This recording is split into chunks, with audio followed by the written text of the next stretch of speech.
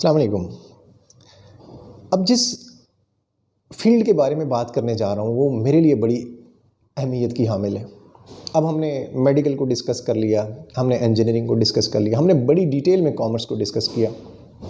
तो ऐसे भी तो बच्चे हैं कि जिनका इंटरेस्ट साइंस के सब्जेक्ट्स भी नहीं है, जिनका इंटरेस्ट कॉमर्स भी नहीं है। तो फिर ऐसे बच्चों के लिए हमारे पास जो फील्ड बच जाती है वो सिंपल सब्जेक्ट्स, आर्ट्स के सब्जेक्ट्स या आर्ट्स के साथ कंप्यूटर का सब्जेक्ट ऐड किया जा सकता है। अगर एक प्लानिंग के साथ आर्ट्स के सब्जेक्ट रखे जाएं तो एक बेहतरीन कम्बिनेशन बन सकता है।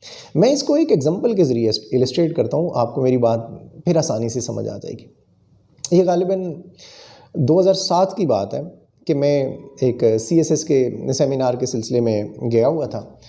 तो वहाँ कुछ स्टूडेंट्स के साथ मेरा इंटरेक्शन हुआ। वहाँ एक स्टूडेंट के साथ मेरी मुलाकात हुई, वो दूर दराज एक इलाके से था, रावलपिंडी से भी 6 घंटे की मुसाफित वहाँ से वो आया था।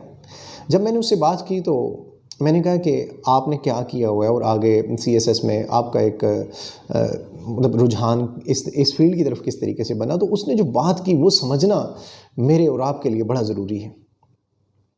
कहता है कि मैंने सिंपल BA किया हुआ है और उस BA के अंदर मैंने साइकोलॉजी का सब्जेक्ट ऑप्शनल उठाया है। मैंने कहा अच्छा, BA से पहले आपने क्या किया था? अब मेरे माइंड में तो वही बात जो नॉर्मली एक बंदे के जहन में आती है कि अच्छा, एक बच्चे ने अगर BA किया हुआ है तो वो तो चलो स्टार्ट में FA किया होगा, कोई स्लो लर्नर है तो शायद इसलिए। मैं हैरान हुआ ये सुन के कि वो FSC प्री मेडिकल का स्टूडेंट था और उस टाइम पे उसके FSC प्री मेडिकल में 900 से ऊपर मार्क्स थे। तो मैंने एक बड़े तजस्सुस से उसे ये सवाल पूछा कि आप मेडिकल में क्यों नहीं गए, जैसे कि नॉर्मली हमारे यहाँ एक सवाल पूछा जाता है। वो कहते हैं असल में मैं सिविल सर्विसेज में जाना चाह रहा था।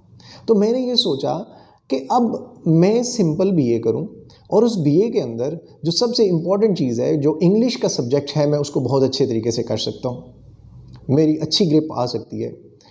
और दूसरा मैंने सब्जेक्ट ऑप्शनल जो उठाया वो साइकोलॉजी का उठाया है, क्योंकि मैं CSS के अंदर जो ऑप्शनल सब्जेक्ट उठाना चाह रहा हूँ वो मैं साइकोलॉजी का उठाना चाह रहा हूँ। तो मैं ये सुन के हैरान हुआ कि वो इतनी प्लानिंग के साथ जो है वो आया। अब हमारे यहाँ एक बड़ी मिसकंसेप्शन है कि हम आर्ट्स के सब्जेक्ट्स को बिल्कुल ही वैल्यू नहीं देते, और उसको वैल्यू ना देने की एक वजह ये भी है कि हमारे यहाँ जो आर्ट्स में बच्चे आते हैं वो भी इंतहाई स्लो लर्नर होते हैं। तो अगर हम आर्ट्स के सब्जेक्ट को प्रॉपरली प्लानिंग के साथ लेके चलें तो एक टॉप का कम्बिनेशन आपके लिए बन सकता है। आप यहाँ जो आर्ट्स लेवल पे आप हिस्ट्री के सब्जेक्ट उठा सकते हैं, आप कंप्यूटर का सब्जेक्ट ऐड कर सकते हैं FA लेवल पे। इसके अलावा आपके पास साइकोलॉजी का एक बड़ा अच्छा सब्जेक्ट है, आप इसमें ऐड कर सकते हैं। आप इसी तरीके से आगे ग्रेजुएशन में जाके पॉलिटिकल साइंस ऐड करें तो आप इंटरनेशनल रिलेशंस या पॉलिटिकल साइंस में आगे जा सकते हैं। तो इस तरीके से बेशुमार सब्जेक्ट हैं। इकनॉमिक्स है one of the key subjects जो दुनिया में पढ़ाया जाता है, जिसकी इम्पोर्टेंस है, आप उसको ऐड कर सकते हैं। इस तरीके से आप बाकी इस तरीके की पूरी एक लिस्ट बोर्ड के जो भी रिस्पेक्टिव बोर्ड है आपका, आप उसमें देखेंगे तो आर्ट्स के सब्जेक्ट की पूरी एक लिस्ट आपको मिलेगी। उस लिस्ट को अच्छे तरीके से देखें, उसको एनालाइज करें कि एक सिंपल सब्जेक्ट रख के भी हम अपने करियर को किस तरीके से बेहतर बना सकते हैं। तो बात वही है जो मैं स्टार्ट से डिस्कस कर रहा हूँ कि you need a proper planning. अगर आप बगैर प्लानिंग के कोई सब्जेक्ट रख लेंगे तो फिर आप डिग्रीज ले लेंगे लेकिन शायद आप ज़िंदगी में कभी खुश ना हो सकें, क्योंकि वो आपके इंटरेस्ट से, आपके शौक़ से मुताबिकत नहीं रखता होगा। Thank you so much.